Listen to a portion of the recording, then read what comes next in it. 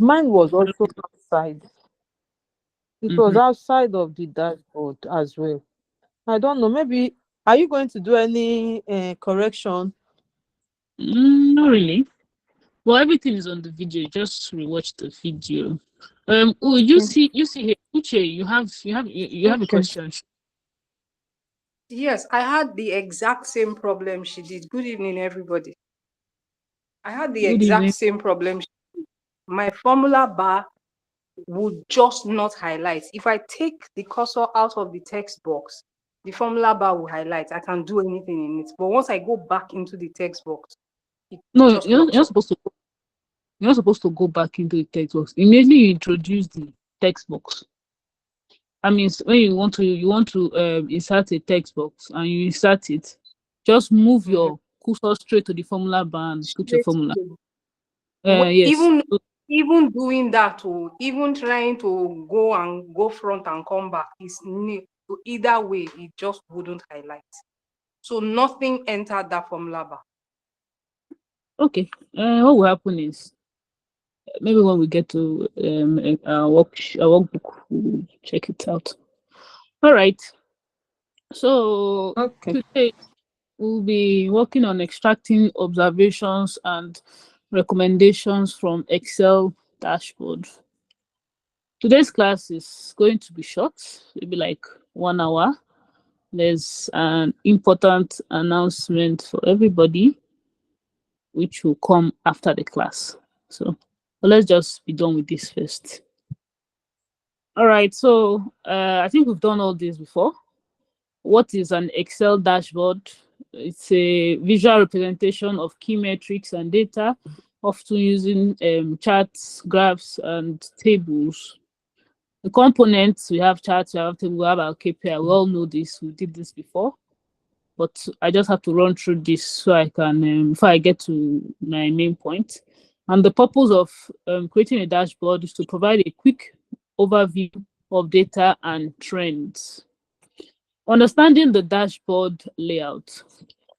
The key sections to identify include the summary sections, the detail sections, which are like this summary section has to do mostly with the KPI, because the KPI is like a summary of everything. You understand? So we have the summary sections, we have the detail sections where you do in-depth analysis, which is usually when your slicers and timeline will come into play. Then we have the trend analysis, which is usually in the our line chart. Yeah. So analyzing the data. Step one, when analyzing data, this is before our dashboard. So you review the key metrics, you identify the main KPIs, you look for values that are significantly above. Okay, no, this is not before that, but this is after the dashboard, how you observe your dashboard. You look for values that are significantly above or below expectation. So um let's say expectation now for revenue is like let's say $100,000, and then you are seeing something that is below and is far below. You know that you need to take note of all those things and ensure that you find a way to bring it out in your dashboard. So examine trends, observe trends over time, which you will see in your line chart. Note any significant changes or patterns. So if maybe your chart was just a straight line, all of a sudden there was a deviation, you need to take note.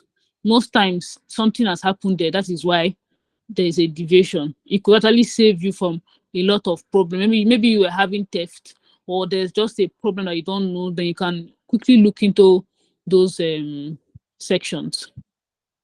So step three is analyzing comparisons. All right, you compare different data segments or periods. So you check, like, for the data we worked on, data set we worked on. So we had different segments. We had consumer, we had I think corporate and home office. So you're supposed to compare all of them. How different is consumer from home office? We also had our categories, which were the furniture, the technology, and office supply. So how different is office supply from furniture? How different is furniture from technology? That way you can know if you need to dig deep and find out which one is really driving sales, which one should we concentrate more on. So identify any discrepancies or areas of concern. So it's possible the profit or sales from one is way below what you're supposed to get, and it's not aligning with your company objectives. You can now make decisions based on your observation. You get. So making observations, all right? Observation tips. Highlight outliers. So immediately you note, before you start writing, when you want to make a presentation to your stakeholders or whoever it is you are presenting to, if it's to your colleagues or you are presenting to the general public, let's say you want to publish a report, all right? Before you start, most times it has to have a lot of wordings to it. You say this happened within this period, this happened, this, and this could be because of this. So before you start writing all those plenty words, so you don't make things difficult for you, just first highlight them, like just write them down, bullet points. Let's say you're looking at the line chart and you notice, oh, in 2015 there was a rise in sales. Instead of writing there was a rise in sales in 2015 and the rest, just instead of putting a long sentence, you can just write 2016 rise. You understand? Then something else, technology higher than furniture, whichever. Just highlight them. Then later you can now combine them together and make it sound very meaningful.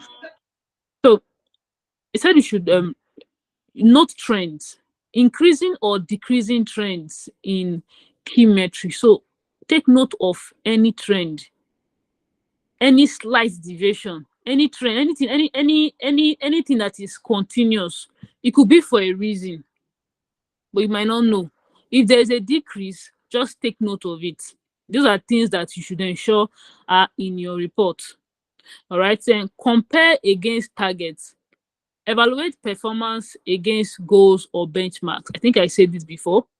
So if you have an expectation or your company has an expectation that this is the amount you should be making, if there is if you're not meeting that goal, you need to take note and put it in your report.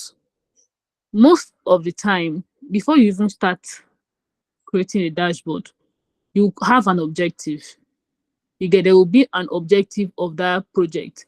There will be a main reason from that dashboard, because companies have several data in their databases.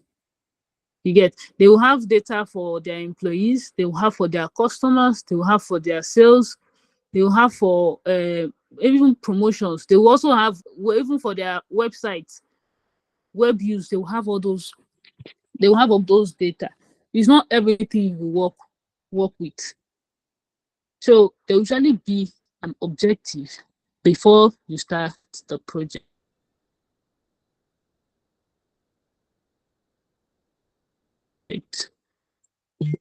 So formulating recommendation tips, addressing issues.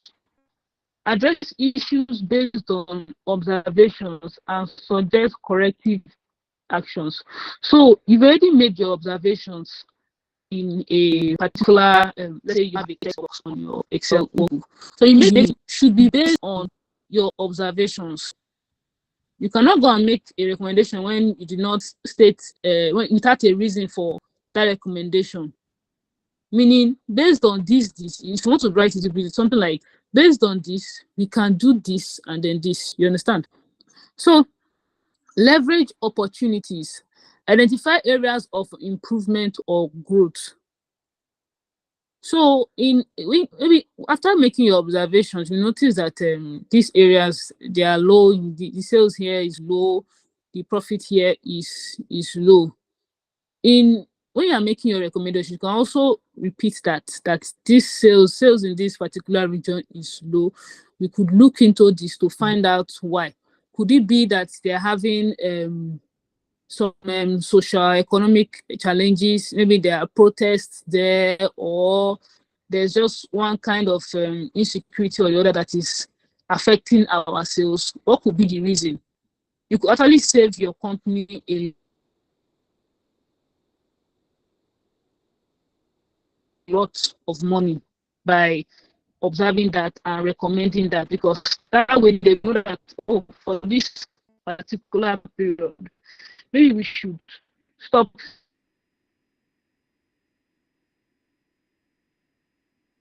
sales or reduce sales in this region, or apply a different approach. Or since this is the products we're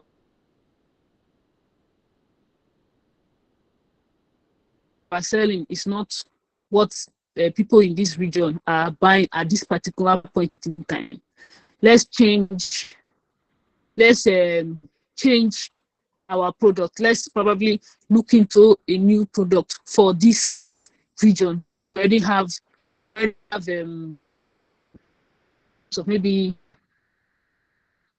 understand, they already have employees. You have this resources as well to explore a different niche from what we originally on. Understand? So actions. Recommend actions based on feasibility. So they are making, it should be based on what they how possible it is. So you know that make not possible to understand. The So screen is not common pitfall. This guy cannot hear me. Just okay. I have network is bad. Sorry about that. Can you guys hear me? Just thumbs up. Thumbs up.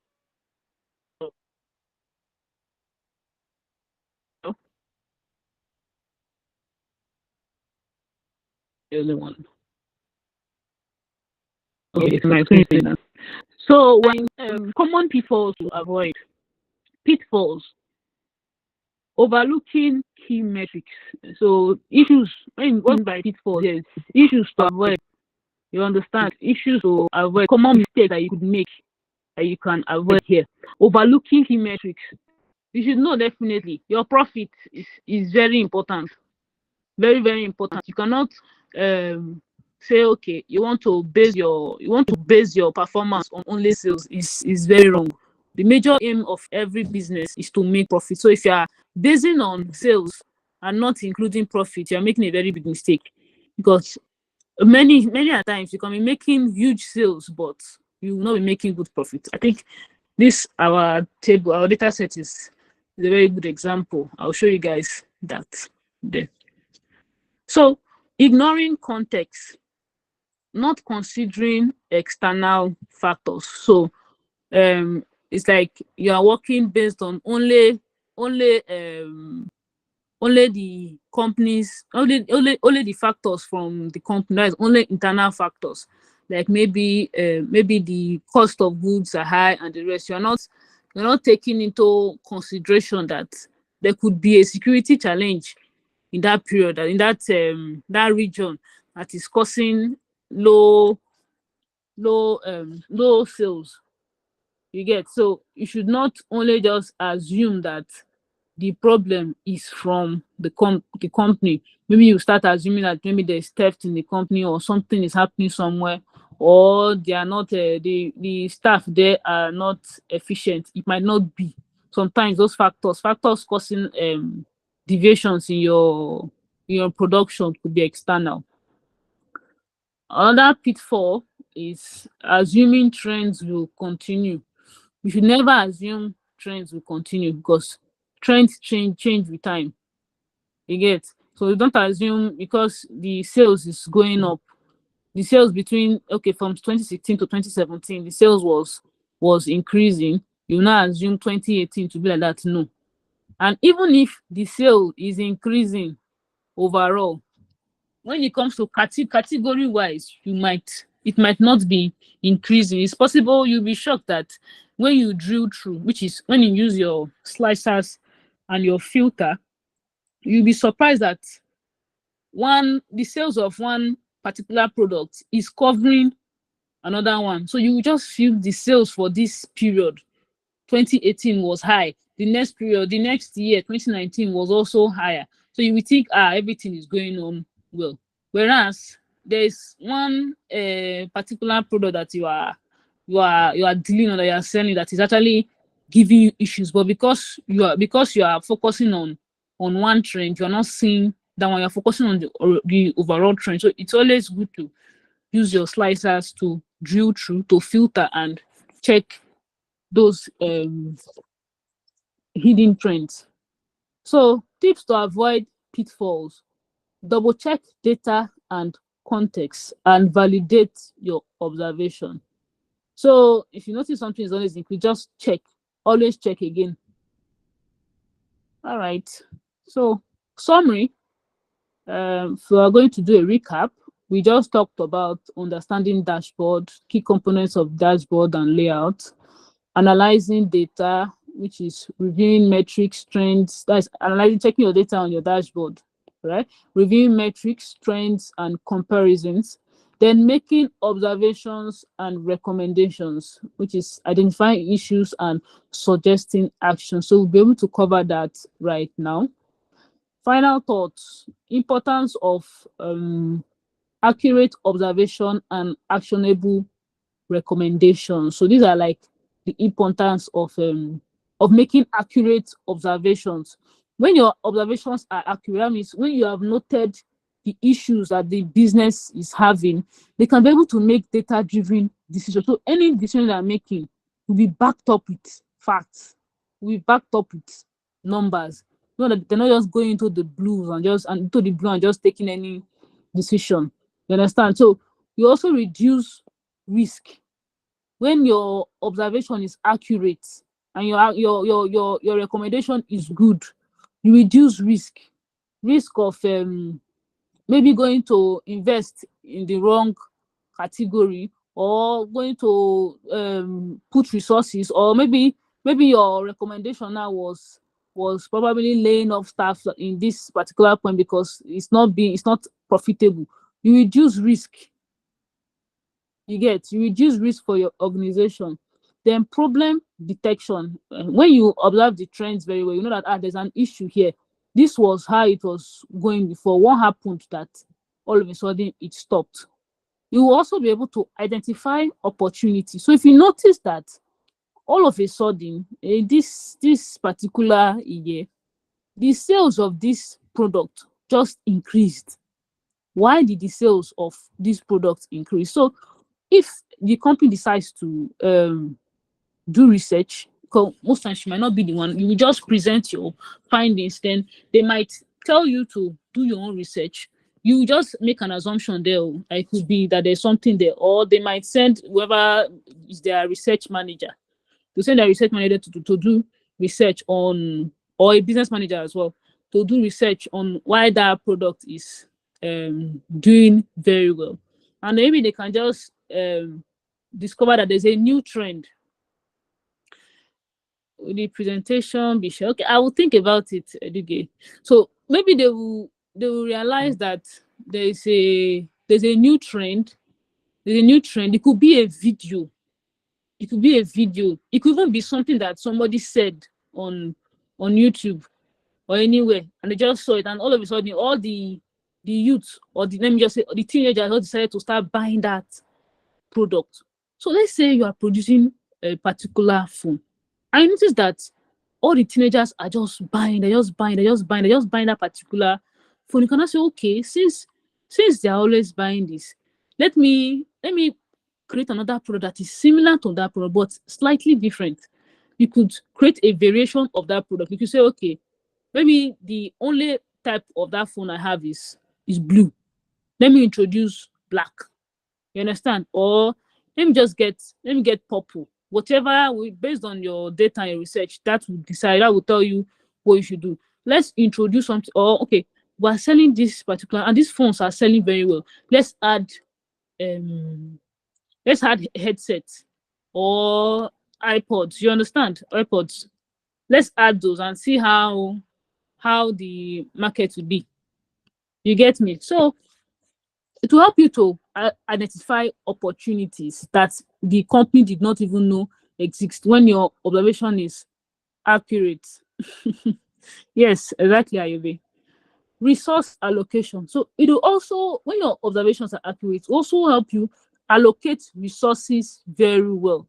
So there might be some area that you're just putting and instead, but in reality, those areas might not really need those kind of resources. You understand? So you can reallocate them, push them to where you know that when you put it there, it will be more profitable. Or let's say, by putting a resource in this particular area, you are getting let's say you're getting like 10% profit, but shifting it somewhere else can give you like 30% profit. So it's wiser for you to shift. You get? So giving accurate observations and actionable recommendations also boosts trust and confidence. Your CEOs will be able to, your stakeholders rather, will be able to sleep well and not think that something can happen that will cause an issue, or that will cause their profits to plummet. You understand? That will cause their profit to go down, because they know that, oh, their their their data, that is the analysis done on the data, is actually producing results. So they can be confident, they can relax. You understand? They will not be too disturbed. The only area where maybe a small disturbance might come into play might be due to unforeseen circumstances, which can be natural disaster, which is not even unforeseen, because you will know before it happens. So you know if you should leave, you to be producing what you are producing in that particular region, or let's say protest and the rest. So that will be all for this. That is all for this presentation, extracting observation and recommendations from an Excel dashboard. Thank you very much. So now we'll be going into our assignment, the assignment I gave you guys last. Thank you very much. This was All right. okay. Disconnect. Yes. Recording you. No. If you can just give me like let's say like 20 more minutes. Would that be okay? All right. Thank you very much. Okay, good. Just like 20 more minutes. Okay, so guys, this was the assignment I gave you guys before. All right, and I told you guys to work on it. I don't know how many people were able to complete that, but I also worked on this dashboard.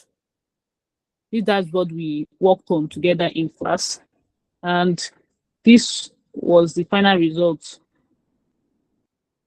Practically everything I put in that assignment, I did them here.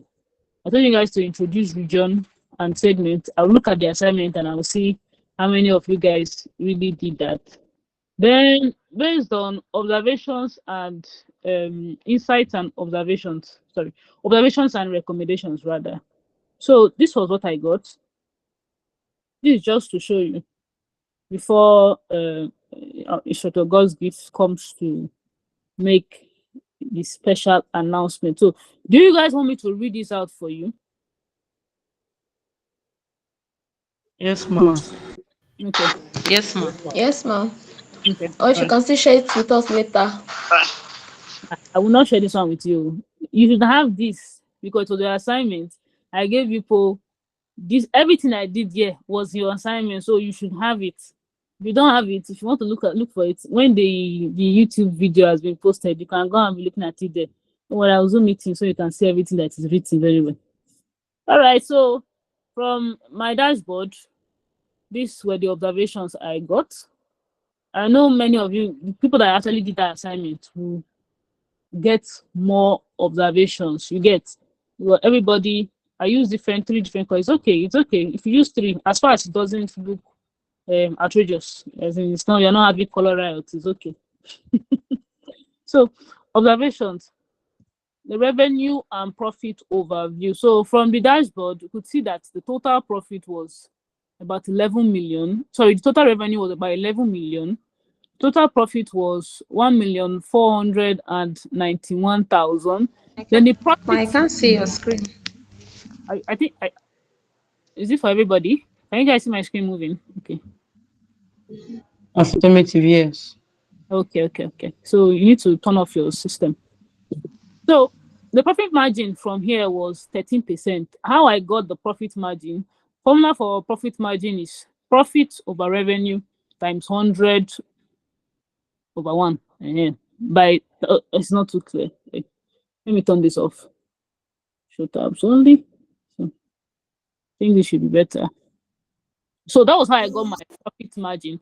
So where the profit margin comes into play is that you can be able to estimate if you are doing well. Different sectors have different average profit margin. That is, different sectors have an estimate of what they should be getting as profit.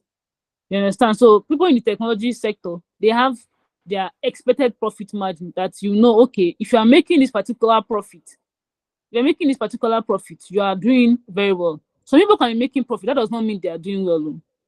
Your profit should be at a certain level before you are doing very well.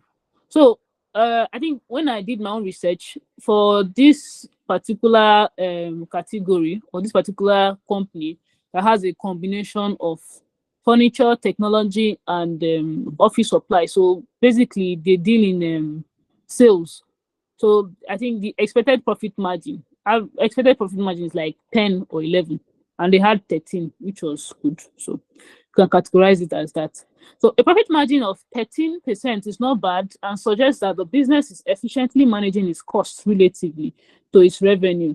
It shows that a substantial portion of revenue is being retained as profit after covering all expenses. So from this profit margin you have here as 30%, it means that for every $100 that the company gets as revenue, $13 from that is profit. You understand? $13 is the profit from every $100 the company makes.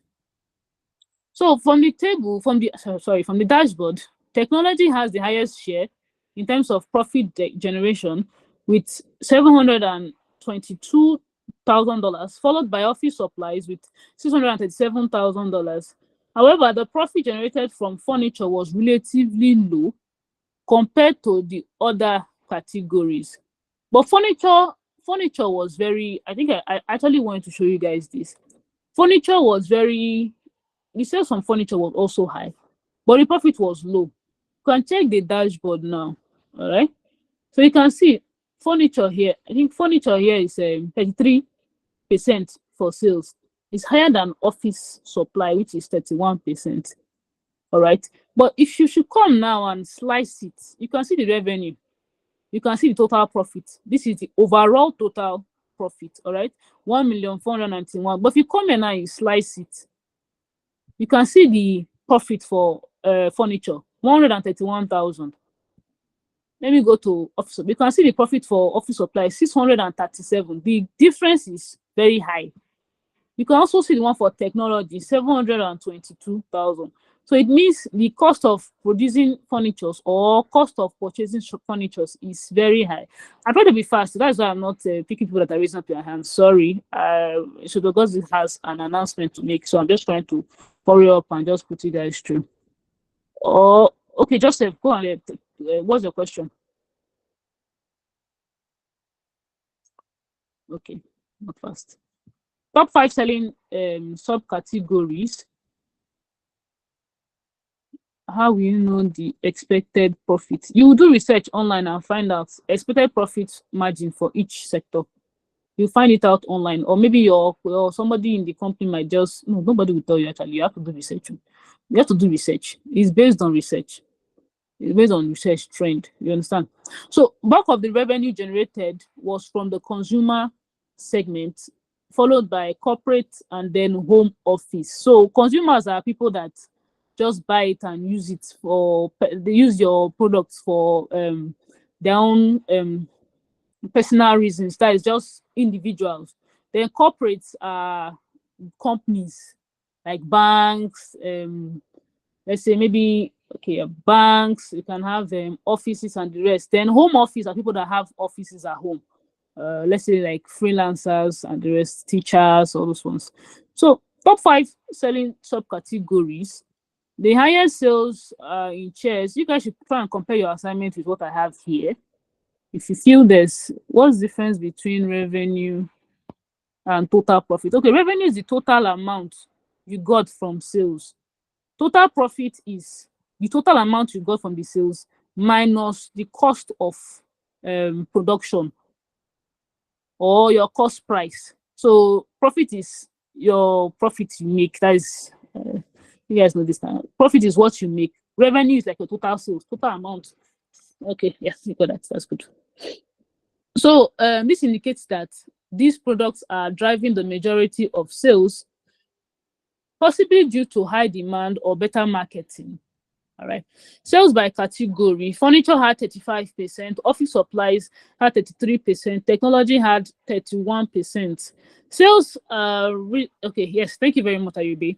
Sales are relatively balanced across the categories, but technology slightly edges out the others, suggesting it is a top performing category because it's very close from 35 to 33, 31. It's not, the difference is not, it's high. If you're working with millions or even billions, it's high, but it's not so outrageous.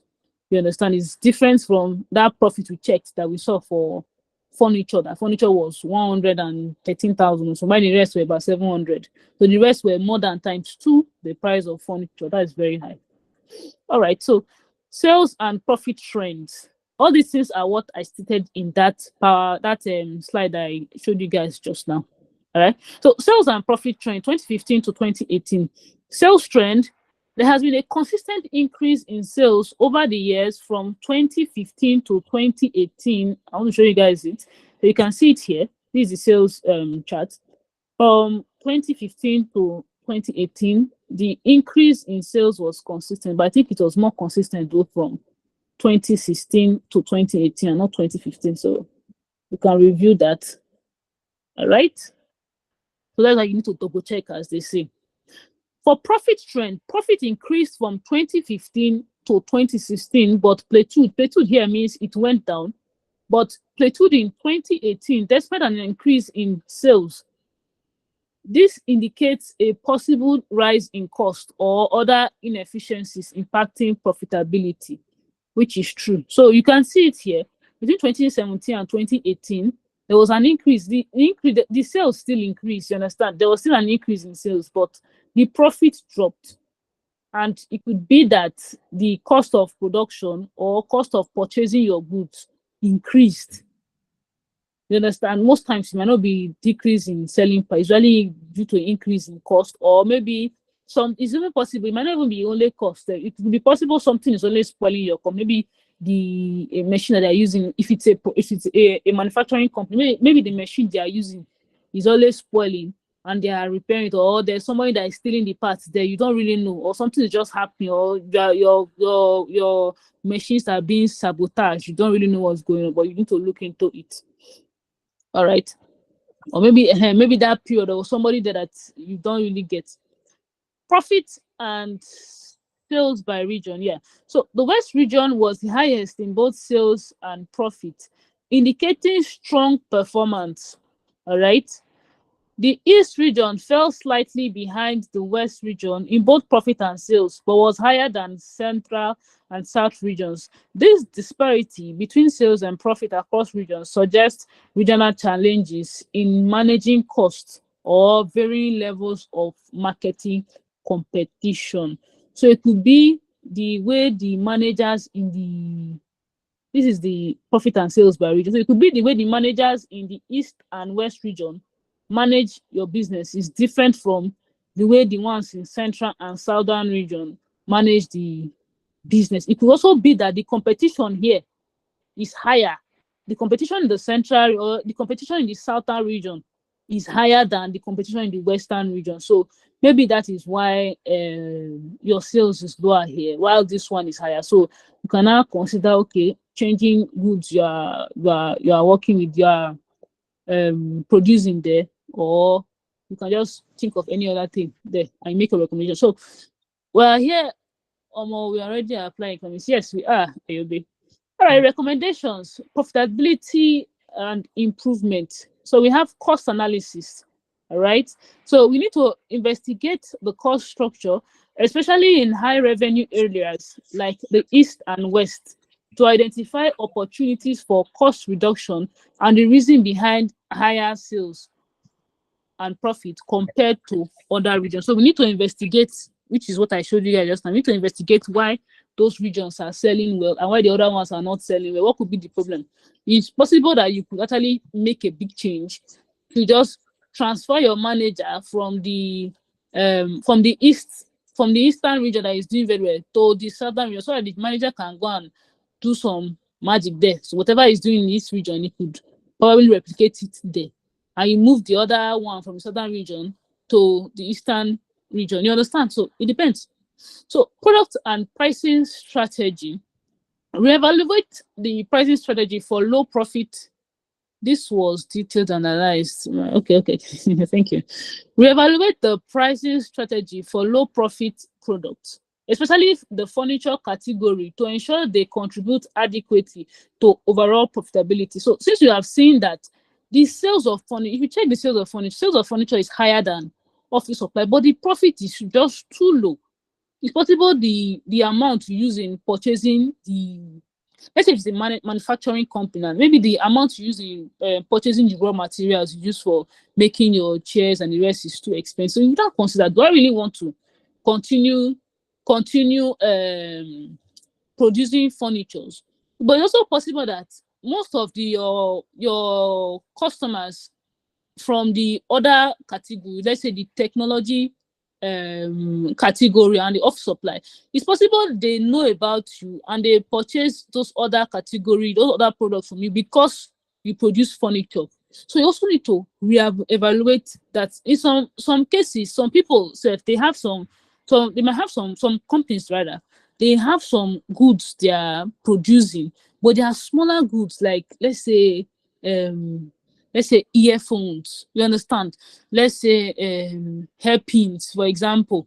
So those goods are small, and those goods might not even be making the company profit. I think you're seeing 131,000. Some of them say maybe those particular goods, those particular products are not making the company profit. You understand? But they can decide, okay, since our customers like these products, we can be giving them as gifts and use to augment the other one, so that we also get more customers for the other products that are giving us profit. So it depends on how you want to advise your company. So for the next one, focus on high performing products, phones and machines. Since these subcategories are driving most sales, you see here, although chairs was next to phones in the, let me go back to the chart.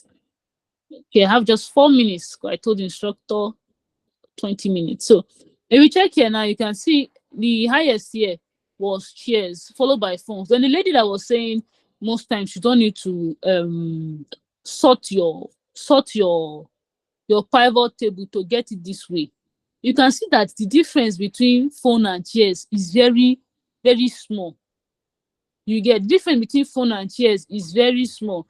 Assuming I didn't sort it, I might be seeing this as might be seeing phones as the highest, whereas chairs is actually the highest. You get, but in a situation whereby you are dealing with, let's say you are dealing with years, you cannot sort. You don't need to sort. You get, but since this one are just categories, you can actually go ahead and sort. So you can see here, chairs is the highest, right? Chairs is higher than sorry, chairs is higher than phones. Yeah, chairs is higher than phones. Okay, no, this was not what I think I sliced here to get that data. Yeah, I did. I sliced it to get that recommendation. So I went for technology. All right, yes. So I think I picked phones. What I wrote there for the recommendations was, I hope you guys can still hear me. What I wrote there for the recommendations, sorry, I'm trying. Okay, phones and machines. So this is how I got phones and machines. All right. since I don't want to pay so much attention to furniture, chair here now is the highest. Is the highest producing subcategory. But I wanted to pay more attention to technology. You get, since technology profit from technology is very high, so I simply sliced down to technology, and you can see phones. Oh, where did I get machines from? Okay, yes. I think this one is not arranged. That is well. Let me go close to it. Okay, maybe we'll change that. It's okay.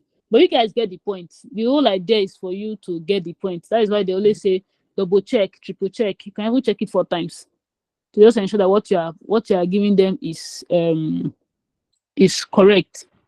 So where was I?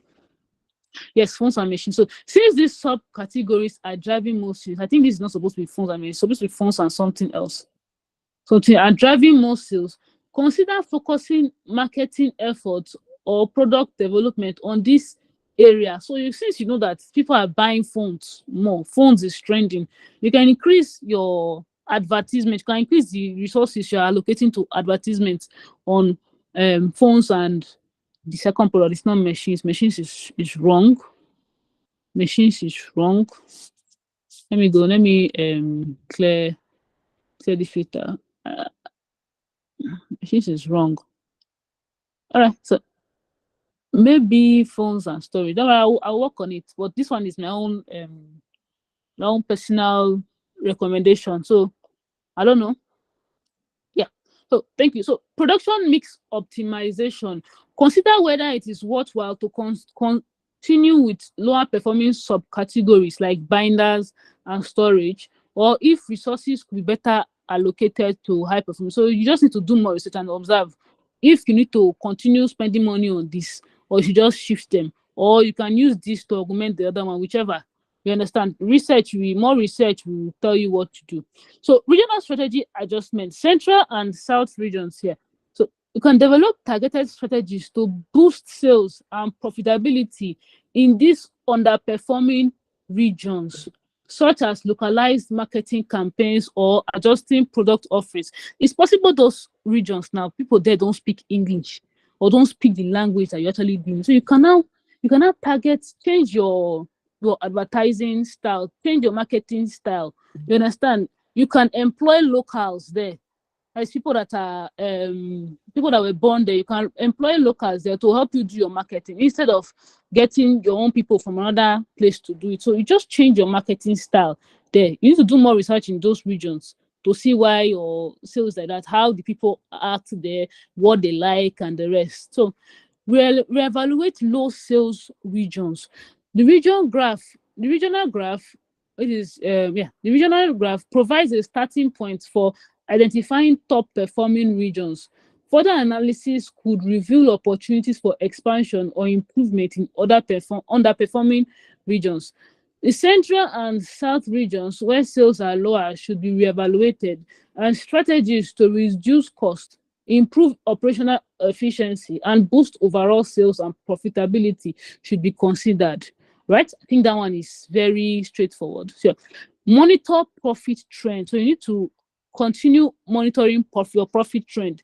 Since profit trend has plateaued, it's crucial to identify the underlying cause. That is, I think between 2017 and 2018 here. Since it has reduced, we need to identify the cause of those reduction. You understand? So what you can also do, you can also use your slides. If you want to do in-depth, even with this, your dashboard, you can do in-depth analysis to really get why. You could use your timeline to find out, to work with 2018. You understand? You could say you want to work with only 2018. You want to work with the months. So you can say, okay, you want to work with January. You can now slice down to January, February, and then you will see the individual, you will see the products that were sold. You will see the total sales of products for that period. As far as your dashboard is interactive, your sliders are working, so everything should come out very well. All right.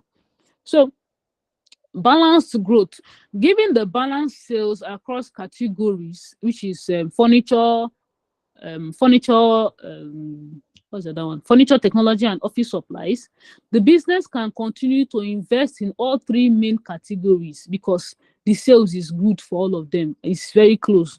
All right.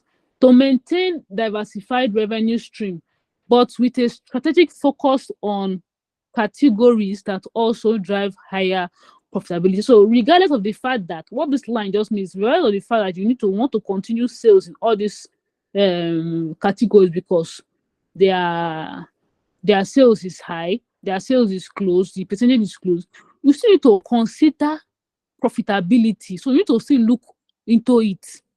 You understand? So thank you very much. I am done with that presentation. I hope your assignment was as detailed as this. I look forward to seeing you guys next time. Instructor God's gift, you can come in now and make our announcement. All right. Thank you very much. Thank you very, very. Thank you, sir. Can we just appreciate our facilitator and guys?